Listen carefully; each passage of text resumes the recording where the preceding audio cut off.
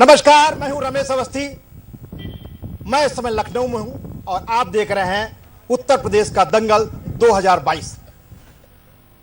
लखनऊ के बारे में कहा जाता है वो आबो हवा, वो सुकून कहीं और नहीं मिलता।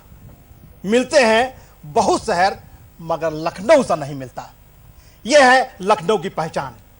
लखनऊ को नवाबी शहर भी कहा जाता है, लखनऊ को तहजीब का शहर भी कहा जाता है। बहुत सांस्कृतिक है हमारा लखनऊ। सिराजे हिंद से भी नवाजा गया है लखनऊ। पूर्व में इसको गोल्डन सिटी भी कहा जाता है। आज हम उत्तर प्रदेश की राजनीति की चर्चा करेंगे, लखनऊ की चर्चा करेंगे। लखनऊ में पिछले 5 साल में क्या विकास हुए उसकी भी चर्चा करेंगे और लखनऊ अब एक किन किन विकास से अछूता है उस पर भी चर्चा करेंगे। उस चर्चा में भाग लेने के लिए हमारे साथ हैं भारतीय जनता पार्टी के प्रवक्ता संजय चौधरी जी, कांग्रेस की प्रवक्ता षष्ठी कश्यप जी, बसपा का प्रतिनिधित्व कर रहे हैं फैजान खान जी, प्रगतिशील समाजवादी पार्टी से हैं अरविंद यादव जी। इससे पहले हम अपनी चर्चा को आगे बढ़ाएं, हम आपको दिखाएंगे लखनऊ के रंग और लखनऊ के बारे में कविराज कुमार विश्वास ने क्या कहा और वो क्या सोचते हैं लखनऊ के बारे में, वो भी हम दिखाएंगे। इससे पहले कि हम अपनी चर्चा को आगे बढ़ाएं, आप देखिए लखनऊ के रंग।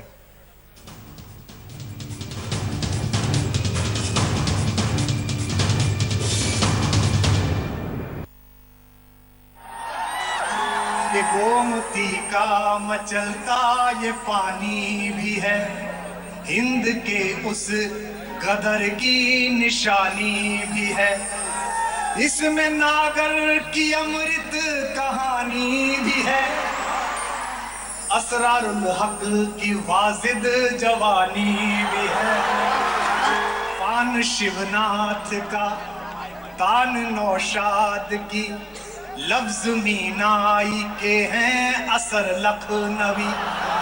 लफ्ज मीनाई के हैं असर लखनवी। जिसके तू में भी हम, जिसके हम में भी तू, गंज हजरत चिकन चौक की आबरू है ये शामे अवध, है ये शामे अवध, तर्जुमान रूबरू लखनऊ लखनऊ लखनऊ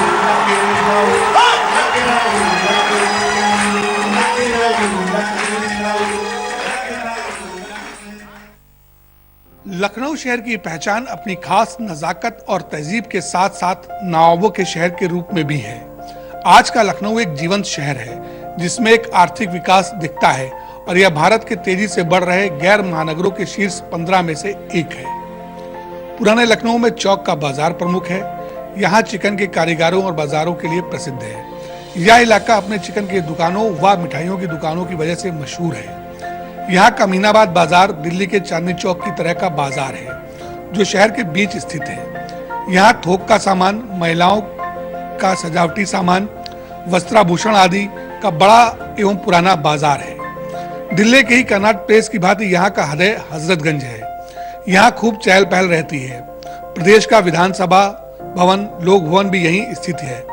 इसके अलावा हजरतगंज में जीपीओ, कैथेड्रल चर्च, चिड़ियाघर, उत्तर रेलवे का मंडलीय रेलवे कार्यालय, लालबाग पोस्ट मास्टर जनरल कार्यालय, परिवर्तन चौक, बेगम मस्जिद महल पार्क भी काफी प्रमुख स्थलों में है। बात अगर लखनऊ के राजनीतिक इतिहास की करें तो इसी लखनऊ ने प्रधानमंत्री के रूप में तीन बार अटल बिहारी वाजपेयी को दिया है। देश के पूर्व गृह मंत्री और वर्तमान में रक्षा मंत्री के रूप में काम कर रहे राजनाथ सिंह लखनऊ संसदीय सीट से ही सांसद हैं। पिछले 2 दशक से अधिक समय से लखनऊ भारतीय जनता पार्टी का गढ़ माना जाता रहा है।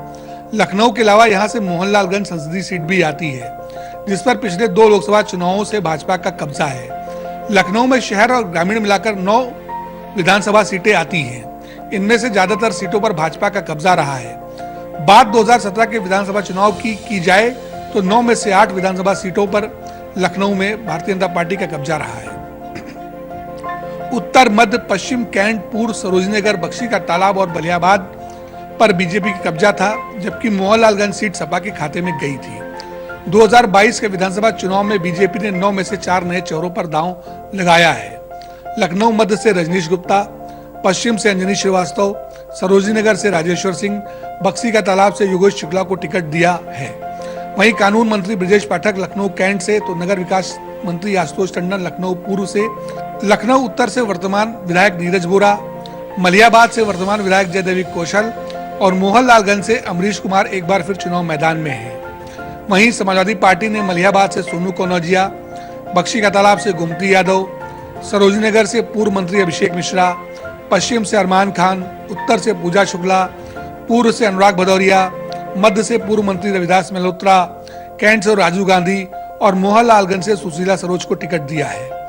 बसपा ने भी मलियाबाद से जगदीश रावत, बक्सी का तालाब से सलाउद्दीन सिद्दीकी, सरोजनी नगर से मोहम्मद जलीस खान, पश्चिम से कायम रजा खान, उत्तर से मोहम्मद सरवर मलिक, पूर्व से आशीष चंद्र श्रीवास्तव, कैंट से अनिल पांडे और सरोजनी नगर से देवेंद्र कुमार सरोज को टिकट दिया है।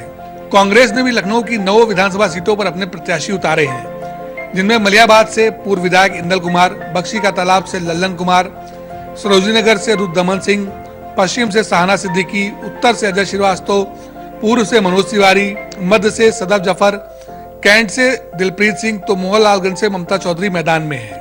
2022 के विधानसभा चुनाव में जीत का सेहरा किसके सर लखनऊ की जनता बांधेगी, या तो 10 मार्च को आने वाले विधानसभा चुनाव के परिणाम ही बताएंगे। लेकिन फिलहाल लखनऊ का मुकाबला दिलचस्प जरूर नजर आ रहा है।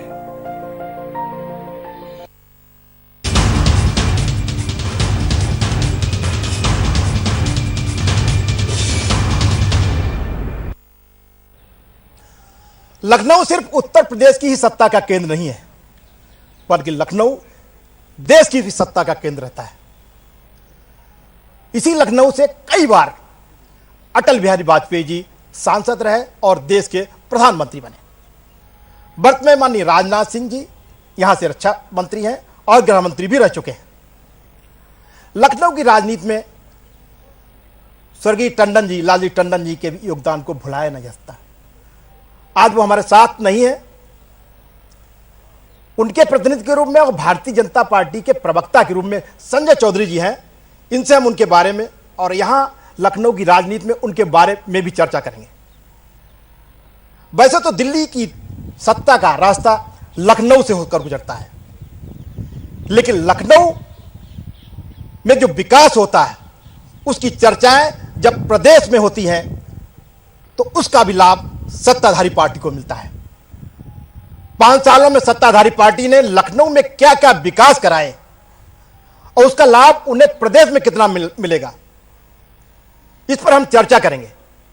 और उस चर्चा में भाग लेने के लिए हमारे साथ संजय चौधरी जी हैं। तो सबसे पहले मैं संजय चौधरी से जानना चाहूंगा कि ऐसे क्या क्या विकास लखनऊ में हुए जिससे लखनऊ को लाभ मिला और उनका लाभ प्रदेश में मिल रहा है पार्टी को। संजय चौधरी जी। देखिए, लखनऊ अवध है और अवध राम से जाना जाता है।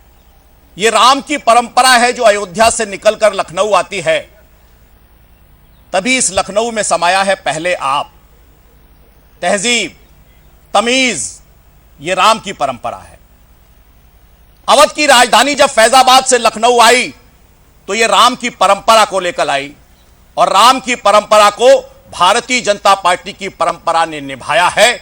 और इसीलिए इस लखनऊ ने अपने प्रतिनिधि के रूप में अटल बिहारी वाजपेयी जैसी शख्सियत को 5 बार चुनाव जिताया है, लीडर ऑफ अपोजिशन बनाया है, लीडर ऑफ हाउस बनाया है, देश का प्रधानमंत्री बनाया है। और मैं ये दावे के साथ कह सकता हूं कि लखनऊ में जो भी हम विकास देखते हैं, लोगों के बीच में सद्भाव देखते हैं, आगे बढ़ने की तमन्ना देखते हैं, उसके पीछे भारतीय जनता पार्टी का यह समन्वयवादी स्वरूप है। यह लखनऊ एक समय जाना जाता था शिया और सुन्नी के विवाद से। बरसों से शिया और सुन्नी इस लखनऊ में झगड़ा करते थे, आपस में एक दूसरे के खून के प्यासे थे। बहुत सारी सरकारें आई और गई, लेकिन लखनऊ में शिया और सुन्नी विवाद का अगर किसी ने समाधान कराया है तो भारतीय जनता पार्टी की समन्वयवादी राजनीति ने कराया। विकास लखनऊ की सरजमी से, जो भारतीय जनता पार्टी का शहर है, जो भारतीय जनता पार्टी की परंपरा का शहर है, जो अवध से निकले हुए अवध की राजधानी का शहर है, जो राम की परंपरा का शहर है, वो भारतीय जनता पार्टी का गढ़ है। और इस गढ़ पर भारतीय जनता पार्टी के प्रवक्ता होने के नाते हम सभी को गर्व है। कांग्रेस की प्रवक्ता सृष्टि कश्यप जी हालांकि काफी मुस्कुरा रही हैं, मैं उनके पास इस प्रतिक्रिया लेना जाऊंगा इसके बाद, लेकिन एक सवाल पहले संजय जी से। भारतीय जनता पार्टी के उत्थान में लालजी टंडन जी का बड़ा योगदान रहा, विशेषकर लखनऊ के लिए। आज वो हमारे बीच नहीं है, उनकी भरपाई कैसे होगी? कैसे वो हिंदू मुस्लिम को एक कर भारतीय जनता पार्टी के पक्ष में किया करते थे, उनका विकल्प क्या है? क्या उनके विकल्प के रूप में क्या आप तैयारी कर रहे हैं? देखिए, माननीय टंडन जी की जो रुचि थी, जो उनका स्वभाव था, वो वैसा ही स्वभाव है। अगर हम माननीय टंडन जी के स्वभाव को देखना चाहें तो भारतीय जनता पार्टी का नारा अपने आप में बताने के लिए पर्याप्त है कि वह टंडन जी की विचारधारा को आगे बढ़ाती है। वही है सबका साथ, सबका विकास, सबका विश्वास और सबका प्रयास। जब सब मिलकर काम करेंगे, जब सबके हितों का संरक्षण होगा, जब सबसे प्यार और मोहब्बत की बात होगी, उनकी समस्या के समाधान के लिए भी हम आगे आएंगे। मैंने कहा ना कि भारतीय जनता पार्टी के लिए राजनीतिक रूप से ये बहुत अच्छी चीज नहीं थी, लोग उसका विरोध करते थे कि क्यों शिया और सुन्नी के विवाद को भारतीय जनता पार्टी ने सुलझाया। लेकिन सबका साथ की बात करेंगे, सबका विकास की बात करेंगे और सबके विश्वास की बात करेंगे तो इन समस्याओं का भी समाधान भारतीय जनता पार्टी करती थी, करती है और करती रहेगी। यही है टंडन जी की परंपरा, यही है भारतीय जनता पार्टी की परंपरा, यही है मोदी की परंपरा और यही है योगी आदित्यनाथ की परंपरा। कांग्रेस की प्रवक्ता सृष्टि कश्यप जी हमारे साथ हैं, काफी मुस्कुरा रही थी जब आप संजय चौधरी जी कह रहे थे सबका साथ सबका विकास, और लखनऊ में काफी विकास हुआ, क्या कहना चाहेंगे? मुस्कुरा इसलिए रही थी कि बीजेपी के मुंह से सबका साथ सबका विकास, ध्रुवीकरण की ना होती हुई राजनीति, ऐसे शब्द सुन के थोड़ी हंसी आई। मेरे बाकी के पैनलिस्ट भी हंस रहे थे इस बात से। जब इनसे सवाल आपने पूछा कि लखनऊ के विकास के बारे में बताइए, इन्होंने शुरुआत की राम से। लखनऊ का विकास इन्होंने बोला पर कैपिटा पानी मिलता है, एक और पर कैपिटा है। पूरे देश में पर कैपिटा इनकम जो होती है एक आम इंसान की 86,000 है। इनका गढ़ जिसको कहते हैं उत्तर प्रदेश के आम जनता की पर कैपिटा इनकम पूरे देश से आधी 43,000 है। पर कैपिटा पे जवाब दीजिएगा, आपका गढ़ रहा है, आपने इतना अच्छा विकास किया है, आपका गढ़ है। ऑल ओवर डेवलपमेंट इंडेक्स में उत्तर प्रदेश पूरे देश में सबसे निचले पायदान पे है। आपने इतना अच्छा विकास किया है कि भुखमरी में जो आज 110 देश है उसमें भारत अगर 92nd पोजीशन पे है तो उसमें उत्तर प्रदेश सबसे पहले पायदान पे है। अगर यहाँ पे हम बेरोजगारी की बात करें, आपने इतना अच्छा काम किया है, 45 इयर्स अनएम्प्लॉयमेंट हाई है। बेरोजगारी का एक और आंकड़ा है, 400 सीट्स पे आप लड़ रहे हैं, हर 400 सीट पे आज यहाँ 4 करोड़ बेरोजगार युवा बैठे हैं। हर सीट पे अगर 3,65,000 वोट पड़ रहे हैं उसमें 1 लाख वोट डालने वाले युवा आज बेरोजगार बैठे हैं। डेवलपमेंट में सबसे नीचे, स्वास्थ्य सेवाओं में सबसे नीचे। सबसे फिसड्डी नीति आयोग ने कहा है कि पर व्यक्ति सबसे कम खर्च पूरे देश में अगर स्वास्थ्य पे होता है तो लखनऊ में होता है, उत्तर प्रदेश में होता है। तो आपका जो गढ़ रहा है उसके ये कुछ तथ्य हैं, उसके कुछ फैक्ट्स हैं। तो आप स्वास्थ्य सेवाओं में सबसे नीचे हैं, सुरक्षा में सबसे नीचे हैं। उत्तर प्रदेश में हर 16 मिनट पे एक बहन बेटी के साथ रेप होता है। उसके बाद आप यहाँ पे शिक्षा में सबसे नीचे हैं। 2017 से 2021 के बीच में युवाओं के भविष्य के साथ खिलवाड़ करते हुए 12 कॉम्पिटिटिव एग्जाम्स के पेपर लीक हुए हैं आपके कार्यकाल में। 69,000 शिक्षक भर्ती घोटाला होता है। युवा अगर अपना हक मांगते हैं तो उनको लाठीचार्ज किया जाता है। आशा बहनें अगर अपना हक मानती हैं तो उनका हाथ तोड़ा जाता है। महिला अगर आज बढ़ती हुई महंगाई के ऊपर आवाज उठाएं उनको चुप करा दिया जाता है। तो आपके राज्य में आज खुश कौन है? व्यापारियों को तो होटल से निकाल के गोली मार दी जाती है। पुलिस थाने में 2 फीट ऊंचे नल के नीचे लोग फांसी लगा लेते हैं। अगर उन्नाव में रेप होता है, हाथरस में रेप होता है तो वहां पे आपकी पूरी तंत्र प्रणाली लग जाती है ये साबित करने में कि बहन बेटी के साथ तो रेप ही नहीं हुआ। यहाँ पे ग्लोबल कॉन्स्पिरेसी हो गई अगर उत्तर प्रदेश में रेप होता है। जो हमारे रिपोर्टर्स आते हैं उस पर रिपोर्टिंग करने, उन्हें यूएपीए लगा के जेल में बंद कर दिया जाता है। किसका राज चल रहा है? आप बुलडोजर नीति की बात करते हैं, अजय मिश्र टेनी तो थार नीति की बात करते हैं, जिन्होंने किसानों के ऊपर थार चढ़ा दी। इलेक्शन होते होते उनका बेटा निकल आया। तो आप किसका विकास कर रहे हैं हम सब देख रहे हैं। पर कैपिटा इनकम में उत्तर प्रदेश पीछे, स्वास्थ्य सेवाओं में पीछे, शिक्षा में सबसे निचले पायदान पे, सुरक्षा में सबसे निचले पायदान पे।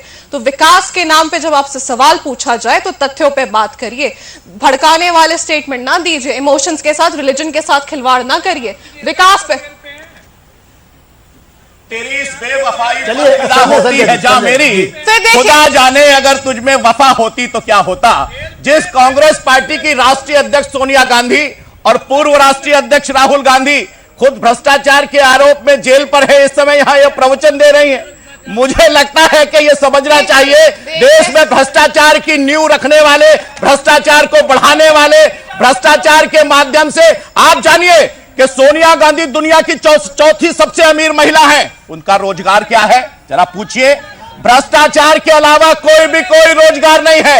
यही रोजगार है, देश को लूटना, काले धन को अपने घर में रखना और काले धन के माध्यम से जनता के धन को लूट कर अपने आप पहुंचाना, यही कांग्रेस है और कांग्रेस के साथी दल है। हो रहे हैं जी क्यों इतने आक्रोशित हो रहे हैं? तथ्यों पे सवाल पूछा, सोनिया गांधी पे चले गए।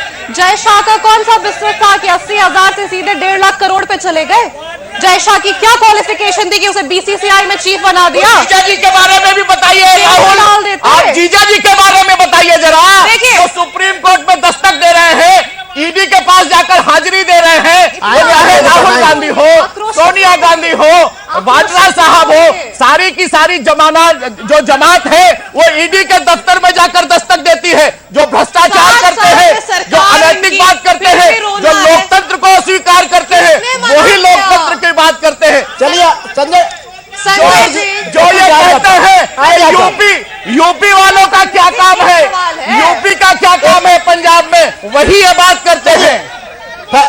संजय जी एक सवाल है, आपकी सरकार, एक सवाल है संजय जी की सरकार है, इतने घोटालेबाज है, फैजान खान जी है, किसने रोक के रखा है फैजान जी। निकालने से? अभी आपने कांग्रेस और भारतीय जनता पार्टी की बहस सुनी। एक बात सृष्टि जी ने कहा कि भारतीय जनता पार्टी तो बुलडोजर चला देती है। एक वीडियो वायरल हो रहा है जिसमें एक ट्रेन में बुलडोजर आ रहे हैं, ठीक है भाई, ये बताइए अगर बुलडोजर आ रहे हैं तो बुलडोजर वो अपराधियों पे चलाए जाएंगे और अपराधियों के खिलाफ आप भी हैं, मुझे लगता है जो लोग मंच पे हैं वो सब अपराधियों के खिलाफ, तो बुलडोजर अपराधियों को ले आ रहे हैं तो उसमें दिक्कत क्या है? रोहित भाई, सबसे पहले तहजीब व तमद्दुन का शहर लखनऊ में जी आपका, आपके चैनल का, आपके दर्शकों का सबका बहुत बहुत स्वागत है। और अभी भारतीय जनता पार्टी जिस तरह से कांग्रेस महिला प्रवक्ता को दबाने का काम कर रहे थे, उनकी आवाज को मैं कहना चाहूंगा, ये लखनऊ शहर जो है, मैं लखनऊ शहर का तहजीब में एक चीज और जोड़ता चलूं रोहित जी, जनाब जरा मुस्कुराइए, आप लखनऊ में हैं। इस बात का ख्याल रखते हुए आपने जब विकास की बात रोहित जी ने की तो आपने विकास का एक भी परिभाषा यहां पे नहीं दिया और सीधा राम जी से स्टार्ट किए, जिनका आस्था सबके दिलों में है, लेकिन आस्था अपने घर का विषय है, समाज का विषय नहीं है। समाज को महंगाई नहीं चाहिए, बेरोजगारी से निजात चाहिए। जनाब जरा एक सेकंड रुक जाइए आप, मैंने कहा ना आप मुस्कुराइए, सुन लीजिए। और ये गुजरात से आकर यहाँ पे दंगल ना मचाए, ये लखनऊ का दंगल है और हम सब मिल बांट कर इसे पूरा कर लेंगे। विकास का नाम सुन लीजिए, बांटने की बात सामने आती है, ऐसे मत बांटो मेरे भाई, जोड़ा है तो हमने जोड़ा है, विकास ने देखा है कि हमने कैसे जोड़ा है। 10 मार्च मैंने कहा कि देखा है, हो गया बिल्कुल। विकास के नाम पे अगर आप बात करेंगे, उत्तर प्रदेश के सूबे में 4 बार मुख्यमंत्री रही आदरणीय बहन कुमारी मायावती जी ने जो विकास किया है, ये देश ही में नहीं विदेशों से लोग आते हैं तो कहते हैं ये है लखनऊ।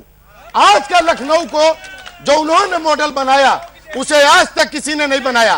भारतीय जनता पार्टी ने जब गढ़ बनाया, आपने रोहित जी जब आपने कहा कि सही बात है, अटल बिहारी वाजपेयी जी यहां से प्रधानमंत्री भी रहे, सांसद भी रहे, लेकिन लखनऊ के विकास के नाम पर कोई कार्य नहीं हुआ।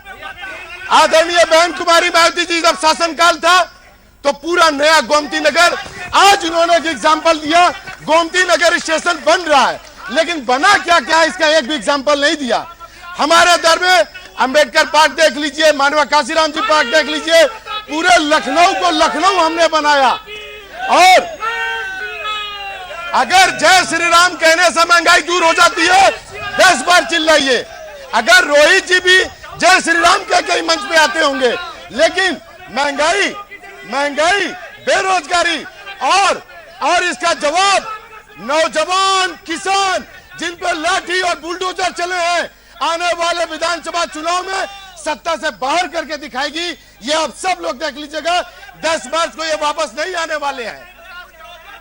विकास के नाम कानून व्यवस्था पे मैं एक बोल दूं। जी जी, कानून व्यवस्था की ये बात करते हैं योगी आदित्यनाथ जी, जो अब घर जा चुके हैं, गोरखपुर में जाकर चुनाव लड़ रहे हैं, और मुझे पूरी उम्मीद है कि वो गोरखपुर से बाहर नहीं आएंगे, लखनऊ शहर वो नहीं देख पाएंगे, क्योंकि आप ये देख लीजिएगा रमेश अवस्थी जी कि जब भी योगी आदित्यनाथ जी से लॉ एंड ऑर्डर पे बात हुआ है तो इसी संजू जी की तरह हाथ उठाकर जय श्री राम की बात की है।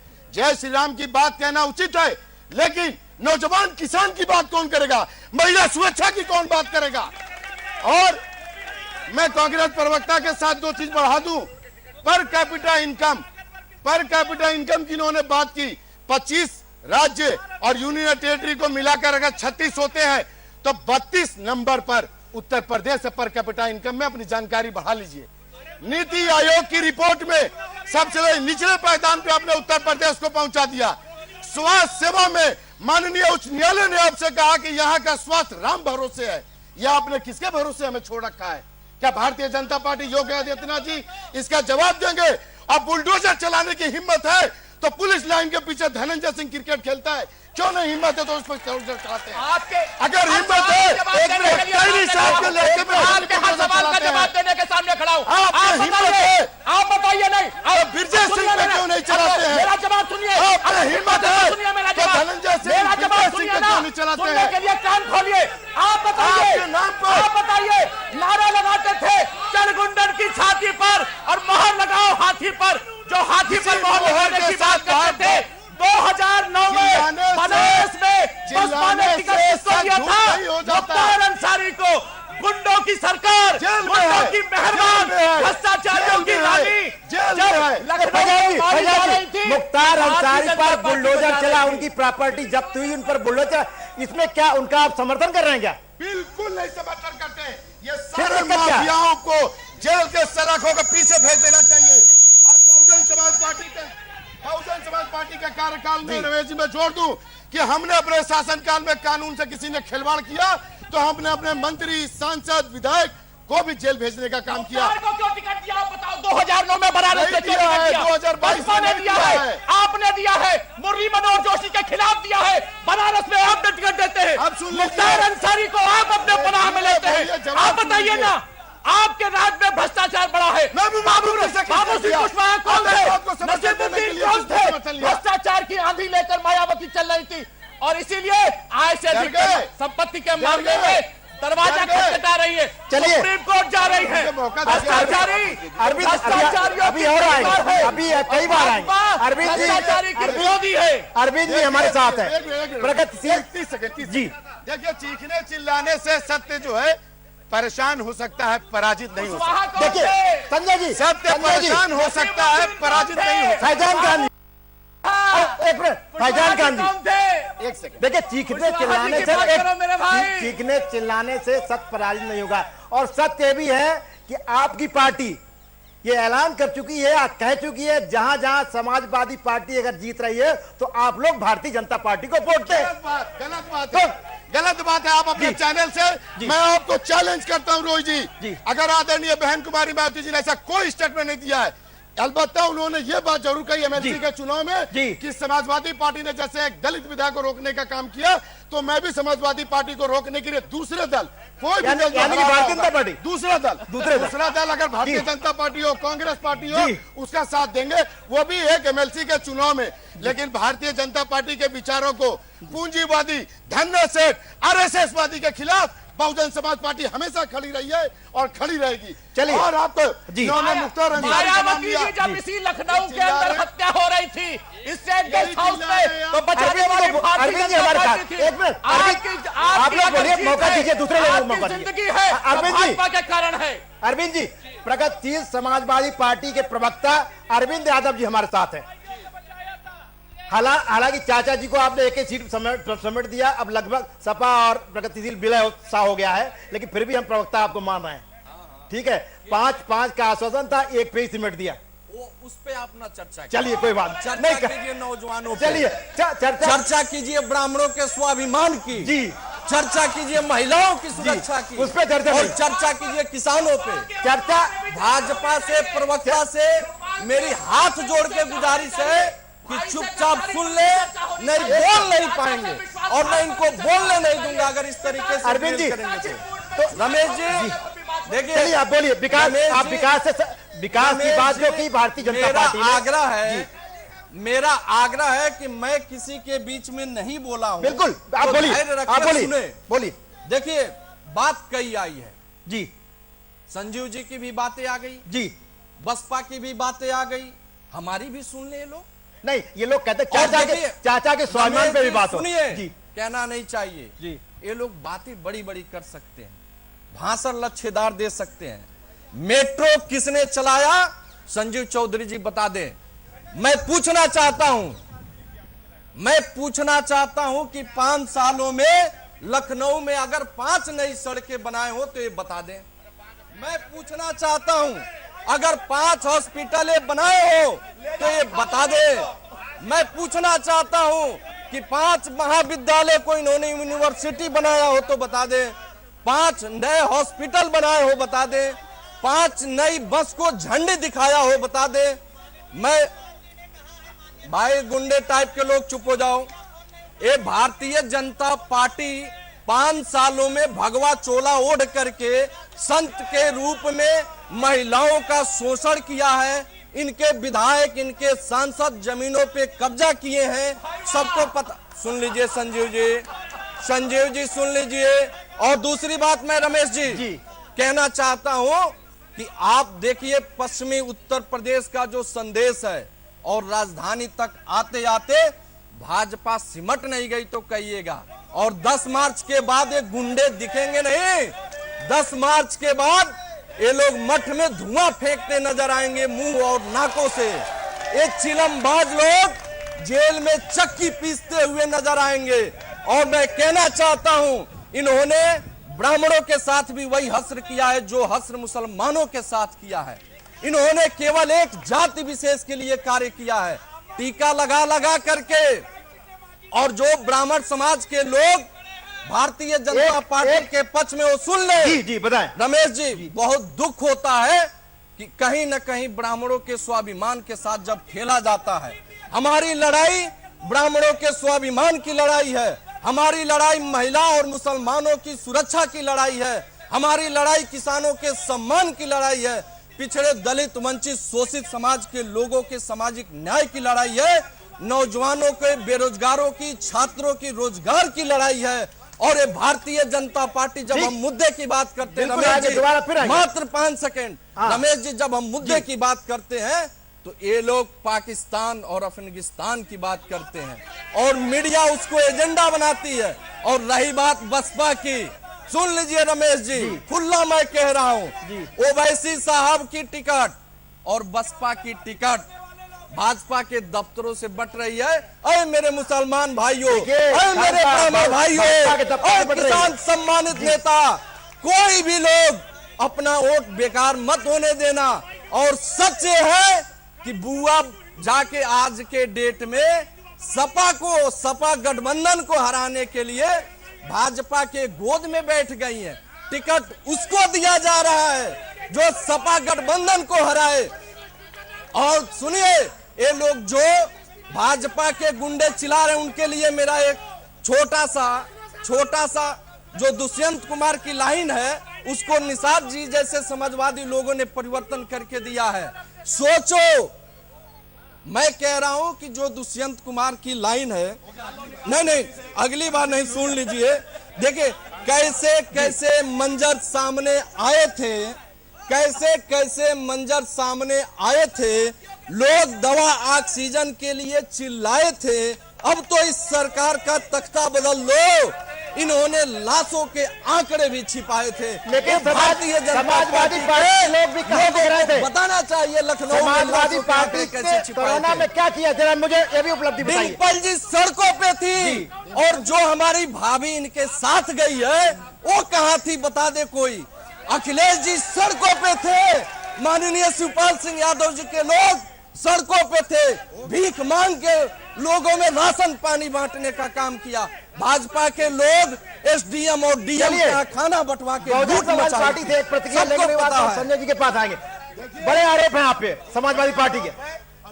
इत्मीनान से सुनिएगा जैसे मैंने आपको सुना है। जी समाजवादी पार्टी का चेहरा मैं बता दूं, दलित हितैषी बताने वाले हमारे आरक्षण पदोन्नति का अगर बिल सब दलितों को टिकट हमने दिया है, सबसे ज्यादा ब्राह्मणों को टिकट हमने दिया चलिए, है। एक सुनिए, कौन सुनिए। दलित कौन मुसलमानों की फैजान, बात करेगा? अरे मुझे जवाब मैं देने दो। पूछता हूँ, बताए ना फैजान जी, मैं दे रहा हूं फैजान जी जवाब। क्या बात लीजिए, करेंगे? सुन लीजिए, फैजान सुन जी, लीजिए। पैसा है तो बसपा में है, पैसा नहीं रहेगा नहीं रहेंगे। पैसा वालों के लिए टिकट है, हमारे यहाँ टिकट के लिए कोई बता दे। भाजपा हो गया, ने इस हो बार गया। ऐसी सुनिए, क्या अरविंद जी, दुर्दशा सुनिए। की है, वो सबको पता सुनिए है। जरा, फैजान जी को सुनिए, संजय फैजान जी जी। सुनिए, आपने उप मुख्यमंत्री बनाया दो लोगों को और चुप करके रख दिया है, फैजान। सबको पता है। हमें उनकी मुस्कान भी वापस सुन लीजिए फैजान जी को सुनिए जी। रमेश जी जो दो इन्होंने उप मुख्यमंत्री बनाया उनको चुप कर दिया। पहले बसपा का मत किया, पहले फैजान जी, फैजान अगर फैसला यहीं से हो जाता तो मेरे ख्याल से भाजपा सपा यहीं दंगल कर लेती। जनता यहीं बैठी जी। जनता बैठी है, सवाल नहीं गिन रही है। जवाब सुन लीजिए, जनता यहीं तो बैठी जवाब है। सुन लीजिए जवाब सुनता हूँ, जी। सुना मैं भी वो हूँ। बातें करूंगा जो भाषण नहीं होगा, न जुमलेबाजी होगी। इन्होंने आरक्षण पदोन्नति बिल हमारी सुप्रीम कोर्ट से लेकर पार्लियामेंट तक में अपोज किया।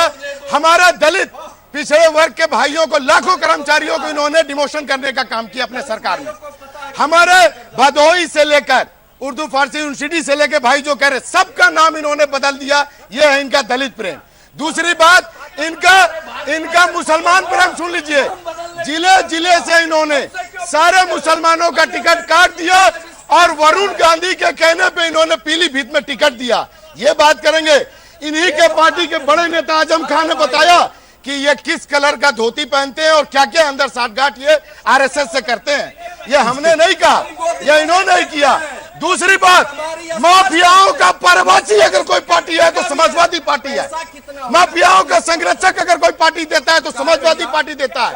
इन्हीं के नेताओं ने कहा महिला के सम्मान में लड़के हैं, गलती हो जाती है। आज बात कर रहे हैं महिला की। आप मुलायम सिंह से बड़े हो गए हैं। मुलायम सिंह का क्या जवाब था? क्या जवाब था? लड़के हैं, गलती हो जाती है। अखिलेश यादव का क्या है? जितने भी माफिया उनके दोस्त हैं, उनके घरों में बैठते हैं। मुसलमानों के प्रति प्रेम है। दाढ़ी देखा नहीं कि स्टेज से बाहर। इतना तो भारतीय जनता पार्टी जुल्म नहीं करती है मुसलमानों पे जितना इन्होंने किया। दलितों के घर में उतना ही ऊंची पत्थर बात देखिए, आप बात ना करें, आप लोग सिमट गए। आइए भाई सामने। संजय चौधरी जी हैं, वो देख के मुस्कुरा रहे हैं, सोच रहे हैं कि हमारा काम तो बसपा और सपा के लोग अपने आप कर रहे हैं, तो मुझे कहने की जरूरत नहीं। संजय जी, बड़ा कॉम्प्लीमेंट दिया कि इतना तो जुल्म जो सपा करती थी, भारतीय जनता पार्टी भी इतना मुस्लिम का विरोधी नहीं है। क्या कहना चाहेंगे? इन्होंने कह दिया, अब हमारे कहने के लिए क्या है। जी। और उन्होंने कह दिया है जिन्होंने दूसरा चुनाव मिलकर लड़ा था, तो दोनों बुआ भतीजे अगर आपस में यह बात कह रहे हैं कि मुसलमानों के साथ किसने क्या किया, तो मुझे कहने के लिए कुछ नहीं है।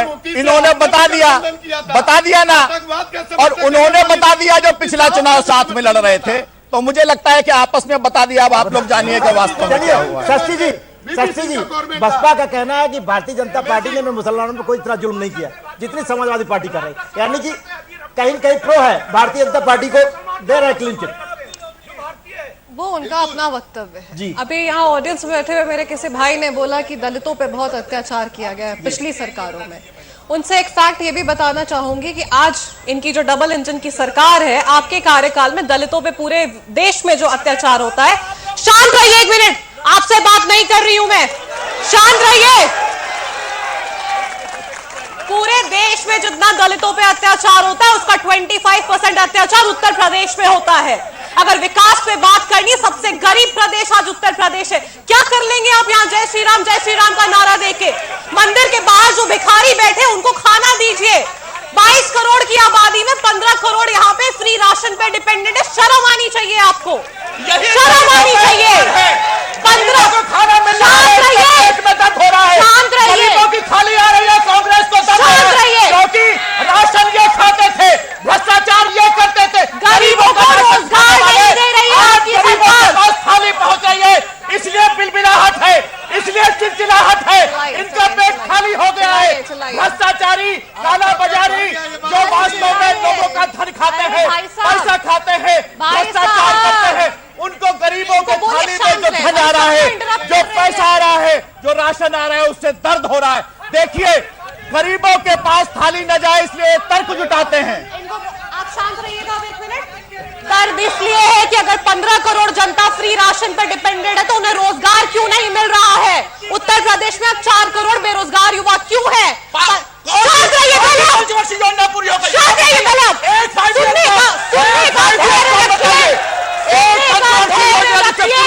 चिल्लाने से कुछ नहीं बदल जाएगा। सुनने का धैर्य रखिए। Not completed. Just listen for a minute. No, you are not completed. Just listen for 5 minutes. किस योजना की बात करते हैं? भाई साहब, योजना पूरी नहीं करने वाले लोग हमें योजना बताते हैं। शांत रहिए। भ्रष्टाचारी हमें बताते हैं। क्योंकि है आप अजय मिश्र टेनी, कुलदीप सिंह सेंगर, चिन्मयानंद, राहुल गांधी, रावत आपके पास है। आपके पास सबसे बड़ा बैंकिंग घोटाला गुजरात में, आपके गुजरात में हुआ है। आपके समय में कौन था? आपके 2013 में आप करने वाले हैं। कौन था? आप करने वाले हैं। चीफ मिनिस्टर कौन था गुजरात का? प्रधानमंत्री मोदी को भूल गए तो गुजरात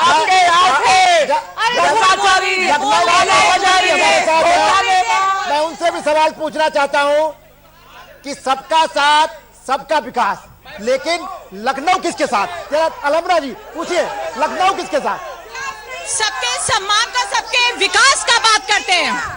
सबके सम्मान का, सबके विकास का बात कर रहे हैं चौधरी जी। आप ये जुमलेबाजी सरकार को हम 7 साल से झेल रहे हैं चौधरी जी। इस वक्त आपने भी इसको यथार्थपूर्ण बिल्कुल दिखा दिया। और जिस तरीके से एक महिला, एक बच्ची जी पूछिए। देखिए, मैं प्लस कांग्रेस से करना चाहता हूं। मैं राम जन्मभूमि का पक्षकार हूं। मैं आप सबके सामने इनसे पूछता हूं, राम जन्मभूमि में इन्होंने एफिडेविट दिया, बात पूछ ली हो जाने दी। एक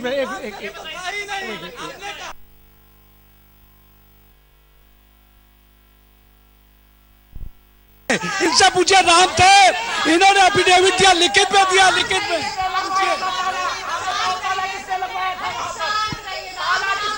आपके सामने देख लीजिए, जब जनता के सामने महिला की मतलब महिला विरोधी सरकार है ये। हिंदुस्तान प्रदेश के अंदर ऐसा कोई घर नहीं है, हर घर के दूसरे घर में एक नौजवान बेरोजगार है, उस पर ये बात नहीं करते हैं। ये जहां महिलाओं को विकास तो यही नहीं होने दे रहे हैं। आप देख रहे हैं स्टेज पे ही महिलाओं का कोई सम्मान नहीं है। आप चलिए यार, कुछ जनता से भी सवाल। बात विकास की होना चाहिए, मुद्दे की बात होना चाहिए, रोजगारी की बात होना चाहिए। इन सबसे अच्छा है बेरोजगारी की और एम्प्लॉयमेंट की बात होना चाहिए। पूछिए। आप यहाँ पे महिला सम्मान की बात कर रहे हैं, सुन ही नहीं रहे हो आप।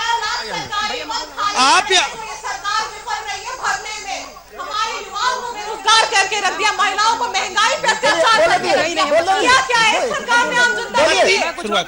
भारतीय जनता पार्टी के प्रवक्ता महोदय से मेरा एक प्रश्न है। मैं उनको बताना चाहूंगा कि यह सिर्फ आवाज मेरी है, लेकिन यह प्रश्न करोड़ों युवाओं का है कि जो छात्रों के ऊपर लाठी बरसाई गई है, किस लिए बरसाई गई है?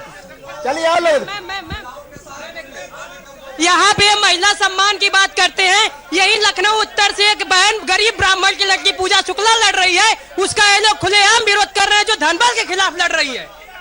आप यहाँ देख सकते हैं कि लखनऊ उत्तर में जिस प्रकार आपके ही विधायक हैं, लेकिन लगता ही नहीं कि सड़क पर चलिए तो लगता है कि गड्ढों में सड़क है। गड्ढों में सड़क है भाई। आप रोजगार पर विकास पर बात क्यों नहीं करते हैं? इसलिए वो बेरोजगार टहल रहा है, अपने रोजगार की मांग करता है, उसके ऊपर लाठी बरसाई जाती है।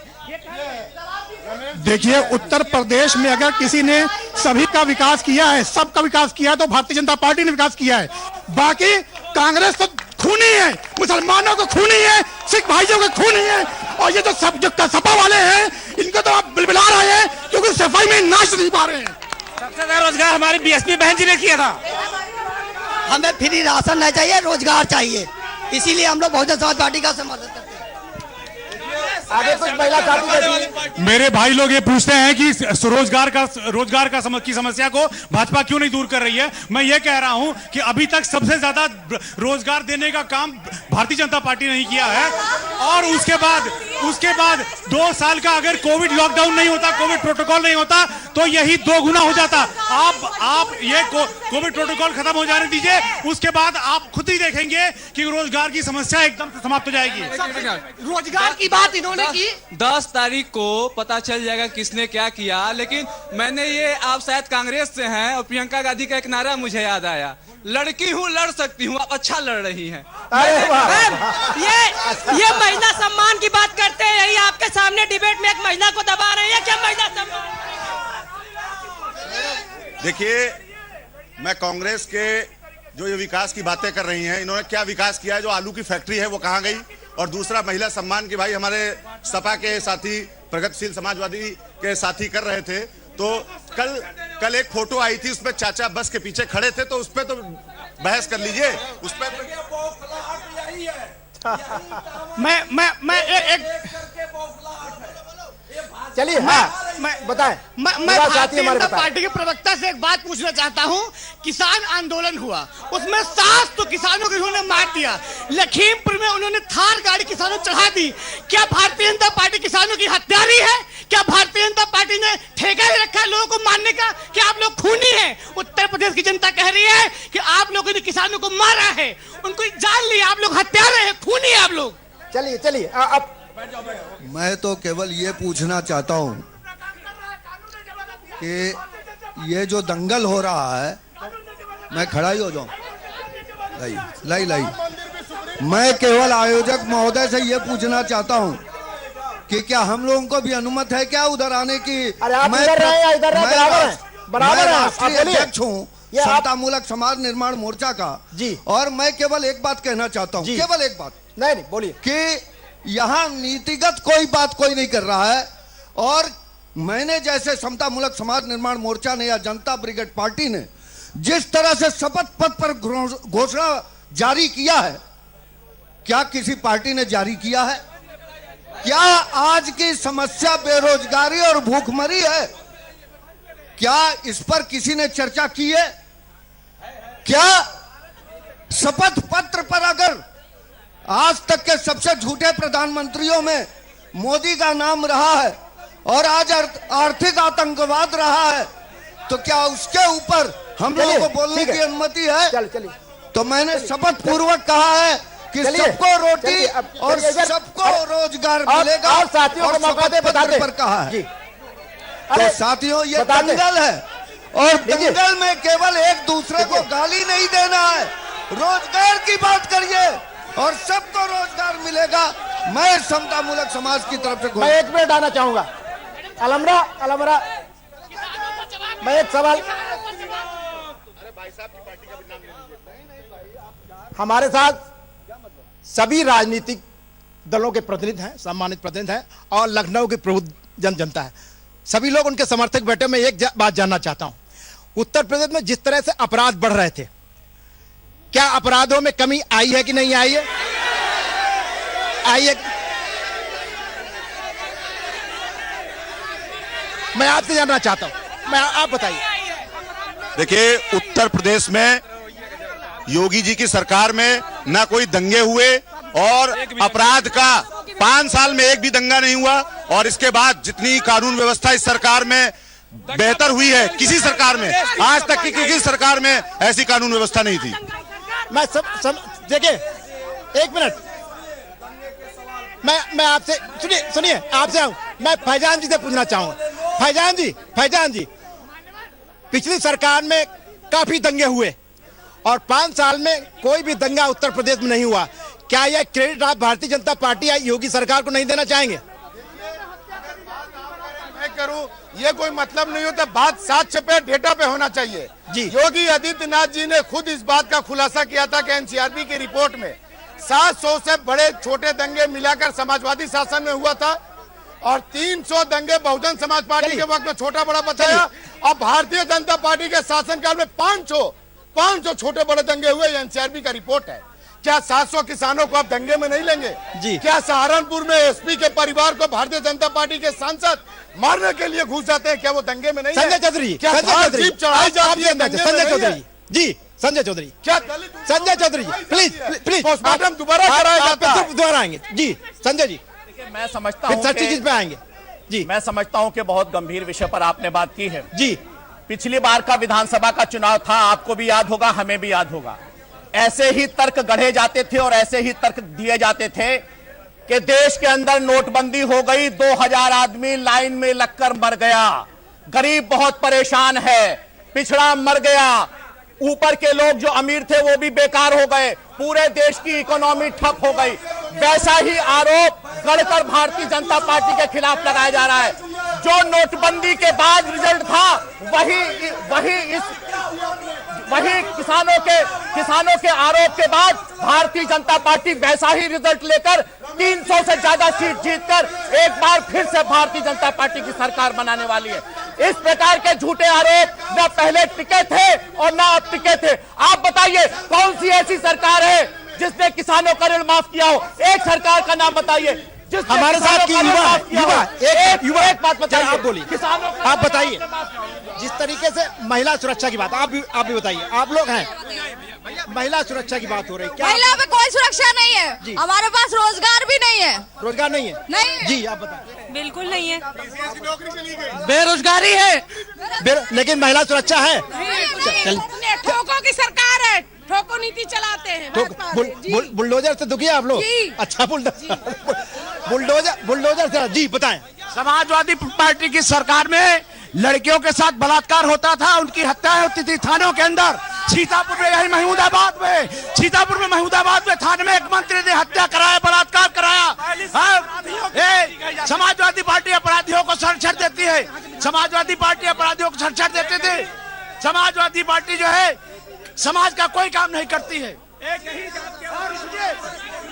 भारतीय जनता पार्टी ने किसानों के खाते में हर साल पैसा देती है 2 बार। और अगर इनकी टन्नी महाराज की बात कर रहे हैं तो उस कानून का काम है। और बाबा ने उन्हें जेल भिजवाया, उनके बच्चों को जेल भिजवाया। अगर उनको जमानत मिली तो हाईकोर्ट ने दिया। ये हमारा काम है, भाजपा के लोगों का काम है अपराधियों को जेल भेजना। एकलव्य पार्टी के भी हमारे, आप लोग बोल चुके, एकलव्य पार्टी के भी हमारे साथ हैं जी। जिस तरह के अपराध की बात हो रही है, दंगों पे नियंत्रण की बात हो रही है, विकास की बात हो रही है, आपकी पार्टी या आप कितना सहमत है? देखिए, मेरा नाम चंद्रशेखर निषाद है, मैं एकलव्य समाज पार्टी का राष्ट्रीय अध्यक्ष हूँ, सहयोगी दल भाजपा हूँ। 2019-16 मार्च में हम लोग का गठबंधन हुआ था। और साथ में मैं बताना चाहता हूँ कि आपराधिक बिल के अंदर घुसे हुए हैं बिल्डोजर बाबा यूपी में है। अगर किसी का दम हो तो अपराध करके दिखा दो। अपराधी अपने बिल से बाहर निकलने की हिम्मत नहीं कर रहे हैं, इसलिए इनको तकलीफ हो रहा है कि यूपी में बिल्डोजर बाबा है।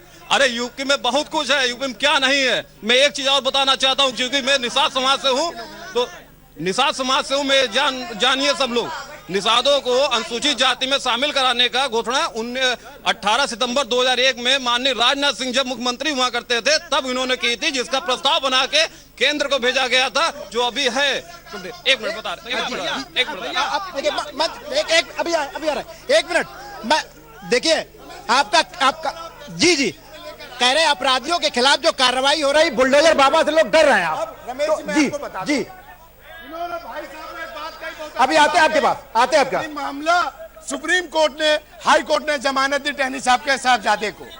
अगर ये बात सत्य है तो भाजपा ये माने कि राम मंदिर भी सुप्रीम कोर्ट के कहने पे बन रहा, भारतीय जनता पार्टी से नहीं।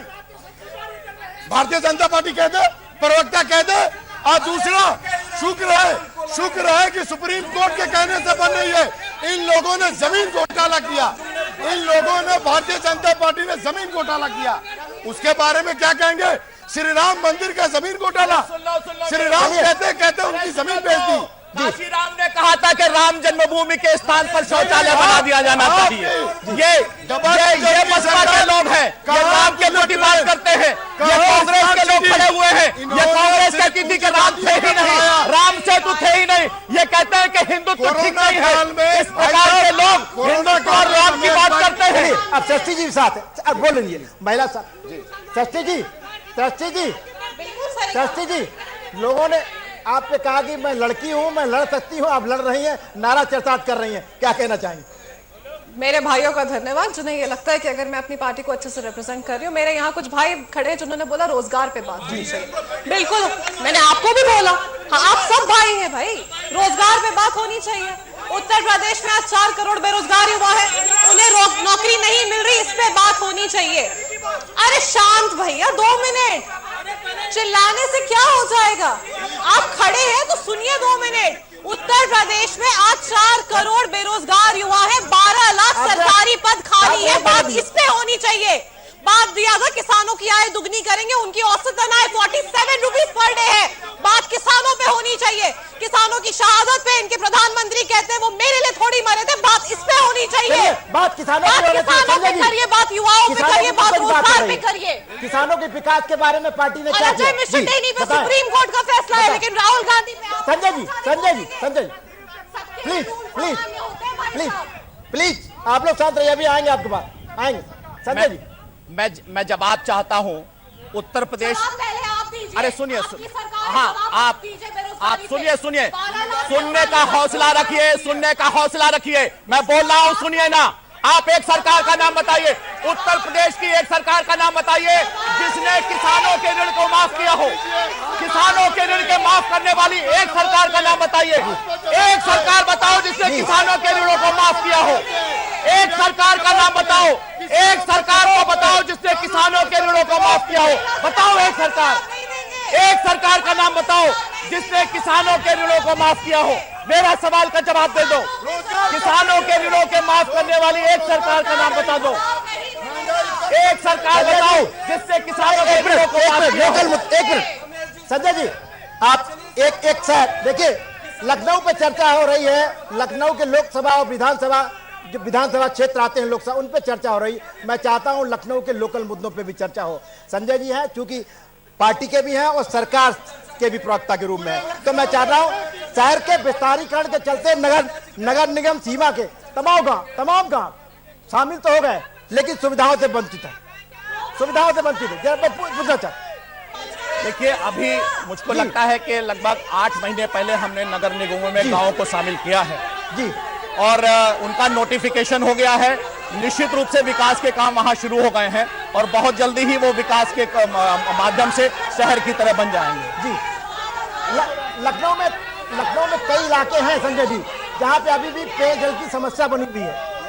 नहीं, मुझे लगता है आप उस इलाके का नाम बताइए जहां पेयजल की समस्या हो, किसी एक इलाके का। पुराने इलाके कुछ एक जगह नाम बताइए, एक मोहल्ला बताइए, एक लखनऊ में पेयजल की समस्या से आप संतुष्ट हैं?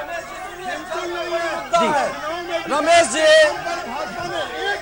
जी, जल पे बड़ी समस्या है। सुन लीजिए मेरा भी, सुनिए रमेश जी, मुख्यमंत्री आवास अतिथि सत्कार के लिए जलों से धुली जाती है।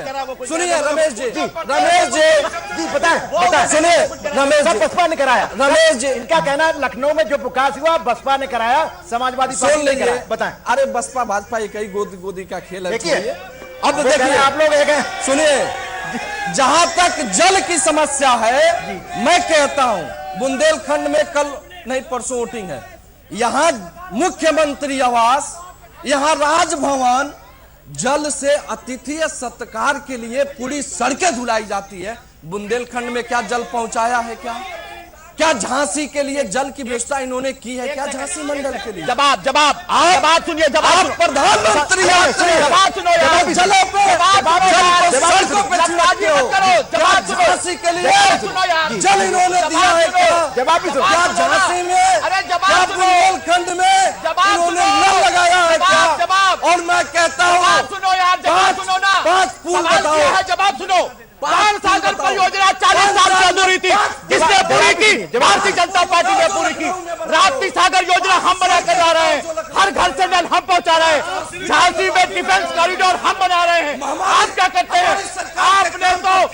आपने तो बुंदेलखंड को लूटा है, बुंदेलखंड का दोहन किया है। आपके कुशवाहा जी ने क्या किया है? कुशवाहा जी गवाह है इस बात का जिसने क्या किया है। पानी हम पहुंचाते हैं, बिजली हम पहुंचाते हैं। एक गांव बताओ जहाँ बिजली न पहुंची हो, एक गांव बता दो, एक गांव बताओ जहाँ बिजली न पहुंची हो। भाजपा ने एक गांव बता दो, लूट का एक गांव बता दो, मुझे पता है। एक गांव बताओ जहाँ बिजली न पहुंची हो। आप 5 सड़कें बताओ। रमेश जी, एक गांव बताओ, बुंदेलखंड में भारतीय जनता पार्टी यानी कि सरकार, भारतीय जनता पार्टी की सरकार ने आप पेयजल की समस्या पे बहुत काम किया है। तो आप बताइए, पहुंचाया औरैया में पहुंचाया है क्या, जालौन में पहुंचाया है क्या? इन्होंने कहीं नहीं काम किया है। मैं कहता हूँ कि लखनऊ में इन्होंने 5 नई सड़कें बता दी। केशव मौर्य को कभी कोई गीता काटते देखा हो तो बता दे, ये झूठे लोग हैं। इन्होंने दिल्ली से लेकर लखनऊ तक संगठित लूट किया है, उसी लूट का ये दफ्तर बना है। सबको पता है कि इनकी लूट कैसे होती है। इनकी लूट ब्यूरोक्रेसी से लूट होती है। इन्होंने 5 साल पूरे तरीके से लूट मचाई है, दिल्ली से लेकर लखनऊ तक लूट मचाई है। शिवपाल बर्खास्त क्यों हुए थे बताओ भाई। सुनियो, मैं कह रहा अनुपमा जायसवाल को क्यों बर्खास्त किया? मैं कहता हूँ अनुपमा जायसवाल को क्यों बर्खास्त किया? सतीश द्विवेदी पे क्या जवाब है बता दो, जिन्होंने अवैध जमीनें खरीदी, अपने माँ के नाम पर जमीनें खरीदी। मैं कहता हूँ अनुपमा जायसवाल का जूता चुराया छात्रों का, बैग चुराया छात्रों का, राशन खाया विद्यालयों का। कौन किस कारण अनुपमा जायसवाल को हटाया था? अब बता दो। केशव मौर्य रोड नहीं बनाते हैं, पिचकारी लगाते हैं और उसके कमीशन का पैसा उत्तर प्रदेश के राजनीतिक जंगल 2022 में आज इतना ही। आज सभी आप लोग आए, उनके लिए बहुत बहुत धन्यवाद। हमारे साथ भारतीय जनता पार्टी के संजय चौधरी जी आए, उनका बहुत बहुत धन्यवाद। कांग्रेस की प्रवक्ता षष्ठी कश्यप जी ने आज सिद्ध किया कि मैं लड़की हूँ, लड़ सकती हूँ, उनका भी बहुत बहुत धन्यवाद। बसपा के खान साहब का बहुत बहुत धन्यवाद। अरविंद यादव जी का बहुत बहुत धन्यवाद। फिर आप देखिए दंगल 2022, समय कल साया 4 बजे। बहुत बहुत धन्यवाद। सारा प्रणाम। ये गोमती का मचलता ये पानी भी है, हिंद के उस गदर की निशानी भी है। इसमें नागर की अमृत कहानी भी है, असरारुल हक की वाजिद जवानी भी है। पान शिवनाथ का, तान नौशाद की, लफ्ज मीनाई के हैं असर लखनवी। लफ्ज मीनाई के हैं असर लखनवी। जिसके तू में भी हम, जिसके हम में भी तू, गंज हजरत चिकन चौक की आबरू है ये शामे अवध, है ये शामे अवध, तर्जुमा रूबरू लखनऊ लखनऊ लखनऊ लखनऊ।